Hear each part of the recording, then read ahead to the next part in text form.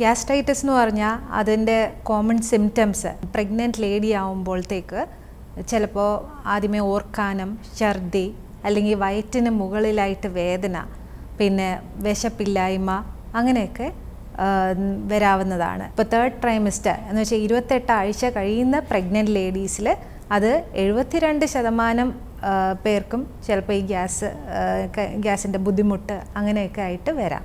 Progesterone hormone കൂടുമ്പോൾ ഈ സ്റ്റമക്കും oesophagus എന്ന് വെച്ചാൽ അന്നനാളവും ആമാശയവും തമ്മിലുള്ള ഒരു സ്ഫിങ്ക്ടറുണ്ട്. ആ സ്ഫിങ്ക്ടർ റിലാക്സ്ഡ് ആകുമ്പോൾ ഈ സ്റ്റമക്കിലുള്ള ആസിഡ് റിഫ്ലക്സായി ഈസോഫാഗസിലോട്ട് വരാം. അപ്പോൾ അതുകൊണ്ട് നെഞ്ചരിച്ചിലൊക്കെ കൂടുതലായിട്ട് വരാം. ഇത് യൂട്രസ് വലുതായി വരുമ്പോഴത്തേക്ക് ഈ സ്റ്റമക്കിൽ കൂടുതൽ പ്രഷർ വരാം, അങ്ങനെ ആസിഡ് റിഫ്ലക്സ് കൂടാം. അപ്പോൾ ഈ എല്ലാ കാരണം കൊണ്ടും ആസിഡ് റിഫ്ലക്സ് പ്രഗ്നൻസിയിൽ കൂടി വരാം.